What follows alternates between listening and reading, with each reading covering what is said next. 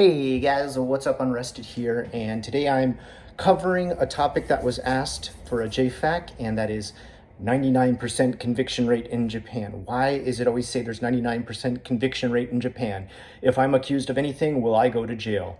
I can understand why people want some of this answered, although I'm not the most versed in this, so maybe perhaps although I'm going to follow through bit by bit with the system and process that happens in Japan. My knowledge of terms and lexicon around the legal system is not as in-depth as it would be with some other subjects like art. I do know a bit about it. I luckily myself have not been in it, so that's where my knowledge is lacking. I consider that a knowledge gap. I know about it due to the fact that I've actually had an ex-friend who we'll all just call an acquaintance, who was arrested here. And this is how I learned a little bit about the system. This person was arrested and deported.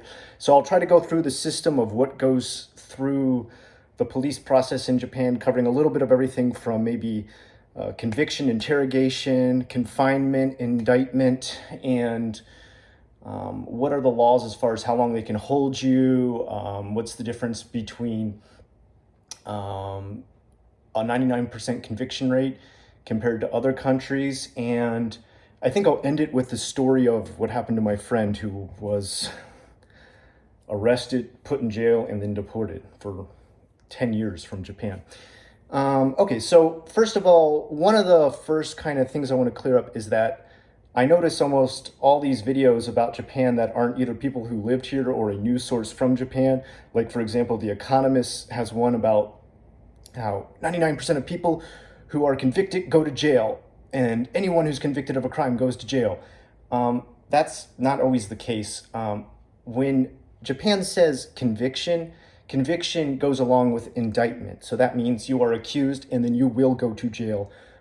It also covers partial indictment or delayed indictment, or what's the one? Postponed indictment, where you're not actually indicted. It's kind of like house arrest or parole, where if you commit a crime while you're on that postponed indictment, then you 100% will go to jail. So it's kind of like you've been a bad boy and you're being monitored, and we're not going to put you in jail, but we're thinking about it. So don't mess up during this time that you could be put in jail. I hope I've explained that properly. So when we say conviction in Japan, we mean you're going to be indicted. And that's not always the same for every country. Conviction doesn't always mean indictment in every country. So that's the first thing The Economist kind of got wrong, where we don't consider indictment the same as other countries. Convicted means indictment in Japan. That's what I'm trying to get to. And that's something either a lot of videos don't make clear or just completely forget to say completely, utterly. Like I think I also saw another UK paper, and I saw the Daily Mail and that Economist video on YouTube that just, I guess they totally forget to mention anything about that, which is a really important thing to mention. When you are accused of a crime, that does not mean you are convicted of the crime. So for example, let's say you get in a fight in public in Japan. If you don't already have a history of fighting or a history of some kind of run-in with the law, you might just get a warning and release. This is probably what will happen according to the Ministry of Justice about 30% of the time. The other 70% of the time, you could be offered to make an apology or a monetary agreement with the person you got into a fight with. This is in the case that we're considering you are blamed for the fight, or the other person has said you've started it and somehow the police lean in the favor of the other person. In this case, if you do the apology, which might be a written or oral apology, or if you follow through with the monetary recommendation that the accuser can make, which is somewhat unfair depending on how much they ask for, that would also not be considered a conviction. You are accused and you are saying you did it and you are taking the fall for it, but you are not being convicted and you are not being indicted. You are not being put in jail. Now, this is something that I feel was never fully explained in any of the videos that I've seen on Japan. One other thing I feel is really not fully explained is the more what I would consider injustice of the Japanese legal system. And that is the fact that if you are convicted, if they are saying you did the crime, we gave it to the prosecutor wants to indict you. then they're going to try and get all the evidence they can to indict you, because they're going to take you to court and follow through with the whole court case around whatever they think or say you did or trying to convict you of. This is where it gets scary, because during this time, depending on the ward or prefecture, they can hold you from anyone to 21 days being the minimum to 23 days. Some can hold you as long as 23 days. And during that time, they can interrogate you every single day.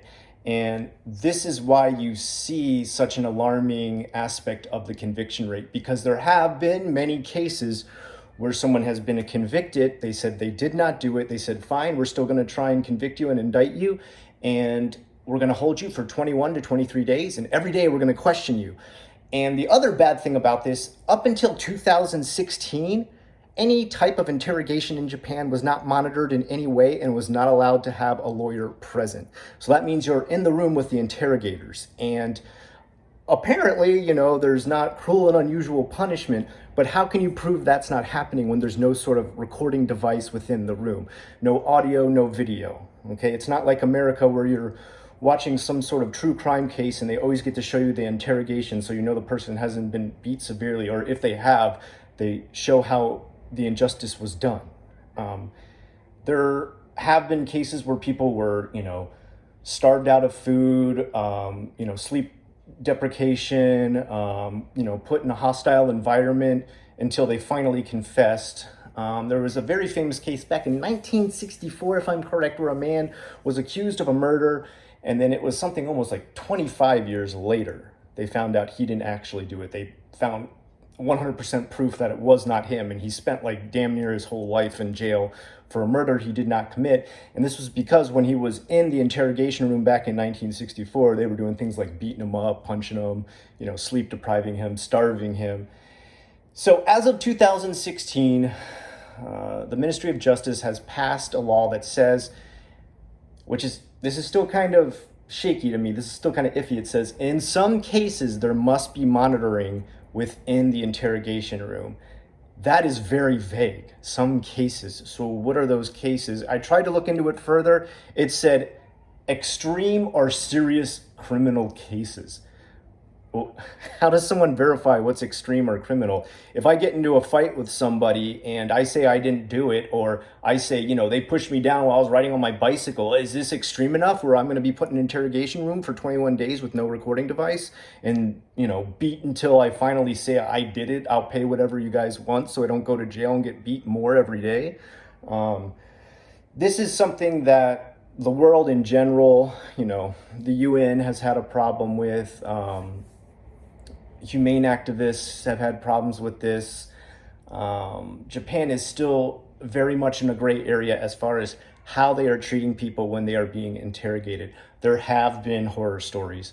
The most recent case I remember was a man from India who was put into jail because he was cheating on his wife at a cabaret club, which is like a stripper club in Japan. And he lied about where he was during the night of a murder that happened near his area because he didn't want to be, he didn't want his wife to be given the information that he was cheating on her, pretty much, was what was going on. And because he lied, they said, well, now we can close the conviction case and you're indicted. And he was in jail for like 10 years until finally there was a lawyer that went through the process of discovering every last thing about what happened in his past life and showed from camera footage at that cabaret club that he was there and not at the place during the murder. And finally he got out, and then he went back to his home country, which I felt like that was a huge injustice for him. Yeah, he was being kind of a bad guy, cheating on his wife and all, but if he's not going to completely tell the truth, it's still up to the justice system to verify what he's saying. Even if he's lying to try and keep himself out of some other trouble, you still need to do a check on whatever he's telling as far as a story to make sure it all passes. And then just because you don't have evidence that he wasn't there doesn't mean he is there. Prove that he still is there. There's been many cases where people have not been proven to be there and they've been convicted anyway because they were interrogated nonstop for 21 to 23 days, and who knows what went on. Now, like I said, as of 2016, a law was passed that there needs to be some sort of recording device. As of 2019, that law is completely in place. It's 100% solid now, but again, it's still a gray area because they say when it's dealing with serious or extreme crimes, which what is a serious or extreme crime? That's still such a abstract idea that I feel like the police here can still get away with some abuse within interrogation. Does that happen a lot? I can't say. I don't have any statistics on that. It turns out the police don't want to come forward and say, yeah, 70% of the time we abuse anybody we interrogate. They're not going to tell us that. There's no way to verify that, but there have been horror stories of people who have come out of jail, and that's how we know it happens. And there's been false convictions, of course, and that's how we know it happens. Of course, I'm not saying this is only a Japanese problem. This obviously happens in many countries. I'm just telling you, with this 99% conviction rate, lots of false cases still do come through. Now, let me just end this with the story about a friend I had here in Japan who was big into the drug scene. And this is why I always tell everybody when they ask me about drugs, I say, if you find out someone's doing drugs, they're not your friend anymore. Stay away from them, okay? This guy was apparently using Silk Road, back when Silk Road was a thing, to have them delivered to his old apartment that he used to live at. And the reason he was doing this is because there was a lot of abandoned mailboxes there and a lot of abandoned apartments, because it was a very transient community of gaijin that would rent these apartments and come in and out very fast.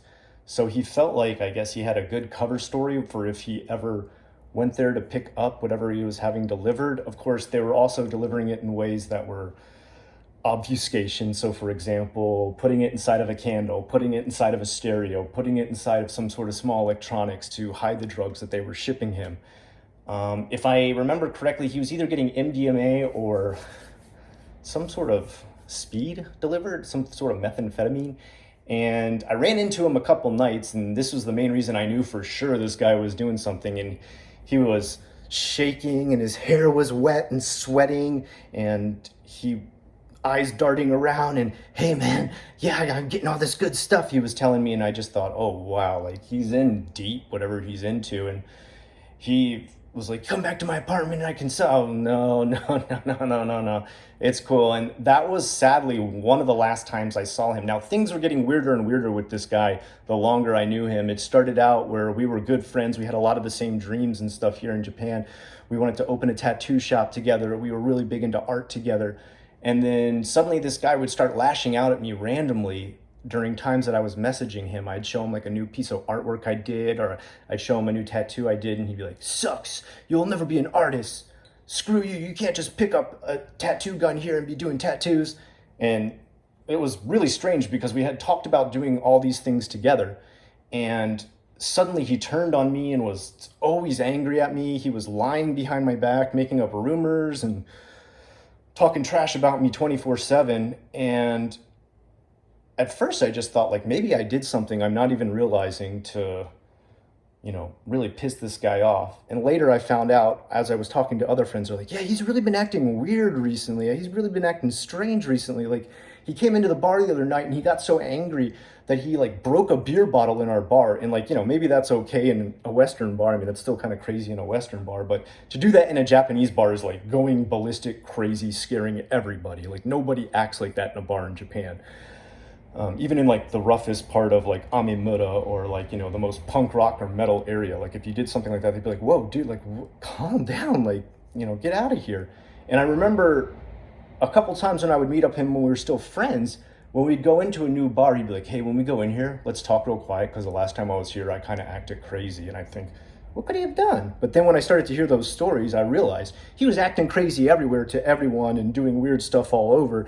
And I'm guessing most likely this was influenced by the drugs he was getting. I'm not 100% sure of that. Of course, there's other outside sources such as, mental suffering and things you might be going through in your life.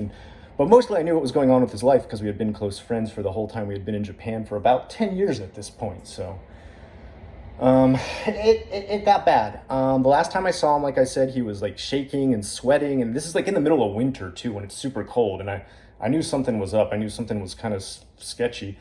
And finally, I get a call from his friend one day and he's like, yo, have you seen, so-and-so recently? And I was like, oh no, I said, I don't really like to talk about this, but we kind of had a falling out. I haven't talked to him recently because we kind of had a falling out. And he said, well, if you see him, could you like tell me? Because his parents just got to Japan. They're looking for him and like no one can find him.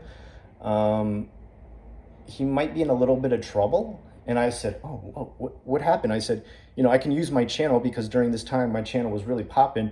And I thought, you know what, I'm going to do like a missing persons report and try and help my friend out.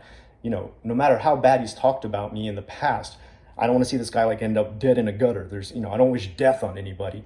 So I thought, if this is the least amount I can do, let me help. And I knew his parents too. So I said, ask his parents if they want my help. I'll use my channel to put the word out to try and find this guy because, they don't deserve that. They're trying to find their son. That's not cool to be like, whatever, he betrayed me.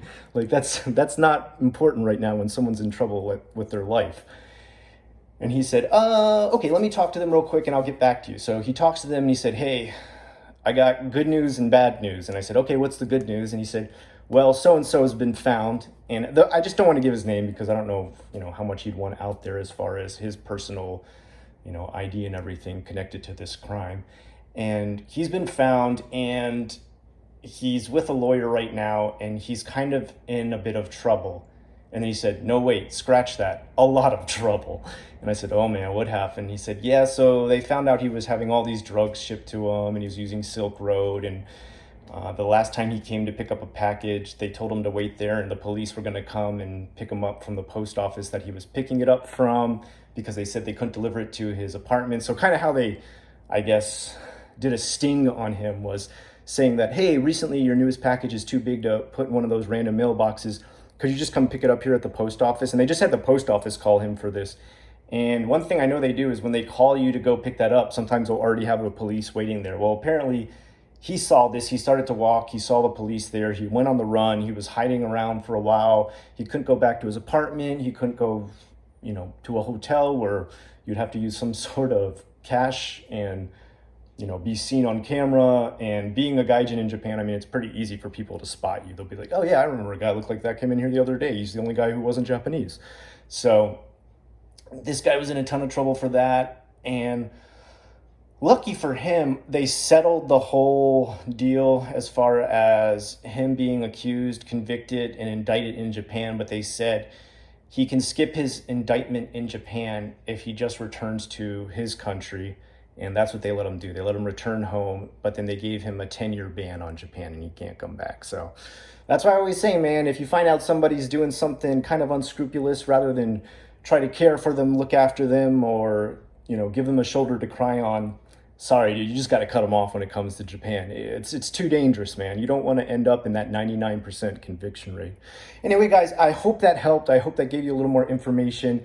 I'm sure there's a lot more I could have covered, and whatever that is that you need, let me know in the comments below. Until next time, I am Unrested. This has been JFAC. I will talk to you again real soon.